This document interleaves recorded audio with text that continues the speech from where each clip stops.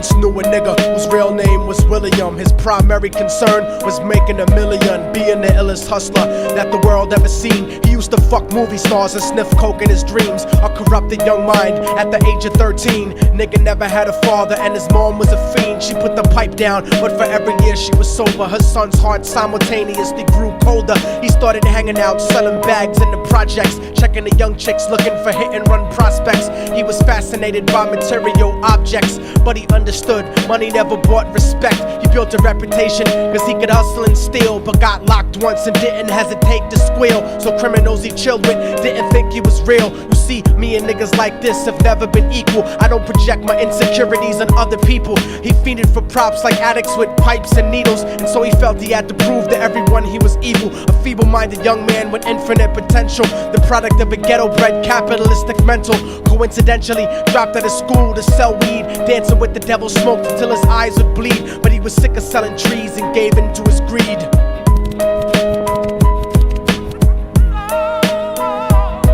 Everyone tryna be trife, never face the consequences. You probably only did a month for minor offenses. Ask a nigga doing life if he had another chance. But then again, there's always the wicked that knew in advance. Dance forever with the devil on a cold cell block. But that's what happens when you rape, murder, and sell rock. Devils used to be gods, angels that fell from the top. There's no diversity because we're burning in the melting pot.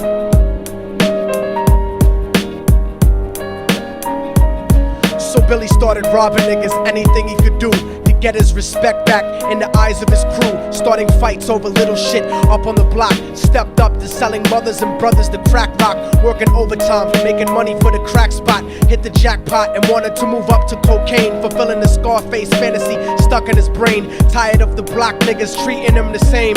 He wanted to be major like the cutthroats and the thugs, but when he tried to step to him, niggas showed him no love. They told him any motherfucking coward can sell drugs. Any bitch nigga with a gun can bust slugs. Any nigga with a red shirt can front like a blood. Even Puffy smoked the motherfucker up in the club. But only a real thug can stab someone till they die. Standing in front of them, staring straight into their eyes, Billy realized that these men were well guarded, and they wanted to test him before business started. Suggested raping a bitch to prove he was cold-hearted. So now he had a choice between going back to his life or making money with made men. Up in the sight, his dreams about cars and ice made him agree a hardcore nigga is all he ever wanted to be. And so he met them Friday night at 2:45.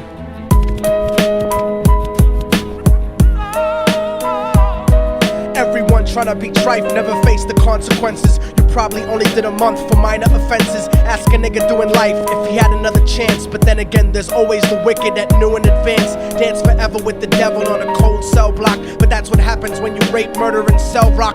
Devils used to be gods, angels that fell from the top. There's no diversity because we're burning in the melting pot.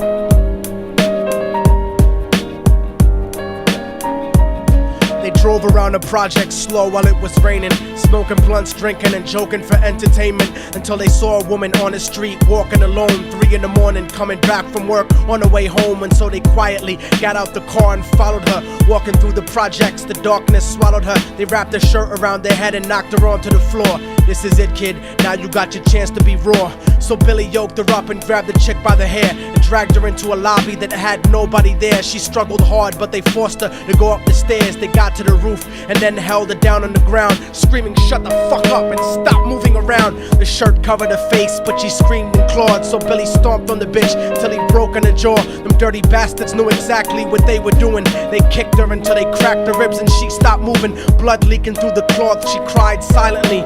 And then they all proceeded to rape her violently. Billy was made to go first, but each of them took a turn, ripping her up and choking her until her throat burned. Her broken jaw mumbled for God, but they weren't concerned. When they were done and she was lying bloody, broken and bruised, one of them niggas pulled out a brand new 22. They told him that she was a witness for what she'd gone through, and if he killed her, he was guaranteed a spot in the crew. He thought about it for a minute, she was practically dead, and so he leaned over and put the gun right to her head.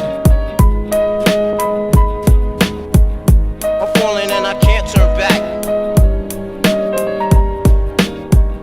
I'm falling and I can't turn back. Right before he pulled the trigger and ended her life, he thought about the cocaine with the platinum and ice, and he felt strong standing along with his new brothers. Cocked the gat to her head and pulled back the shirt cover, but what he saw made him start to cringe and stutter, cause he was staring into the eyes of his own mother. She looked back at him and cried cause he had forsaken her. She cried more painfully, and when they were raping her, his whole world stopped. He couldn't even contemplate. His corruption had successfully changed his fate, and he remembered how his mom used to come home late, working hard for nothing, cause now what was he worth? He turned away from the woman that had once given him birth, and crying out to the sky cause he was lonely and scared, but only the devil responded cause God wasn't there. And right then he knew what it was to be empty and cold, and so he jumped off the roof and died with no soul. They say death takes you to a better place, but I doubt it. After that they killed his mother and never spoke about it. And listen, cause the story that I'm telling is true, cause I was there with Billy Jacobs and I raped his mom too. And now the devil follows me everywhere that I go. In fact, I'm sure he's standing among one of you at my shows, in every street cipher listening to Little Thug's flow. He could be standing right next to you and you wouldn't know. The devil grows inside the hearts of the selfish and wicked. White, brown, yellow, and black color is not restricted. You have a self-destructive destiny when you're inflicted, and you'll be one of God's children that fell from the top. There's no diversity because we're burning in the melting pot. So when the devil wants to dance with you, you better say never, because a dance with the devil might last you forever.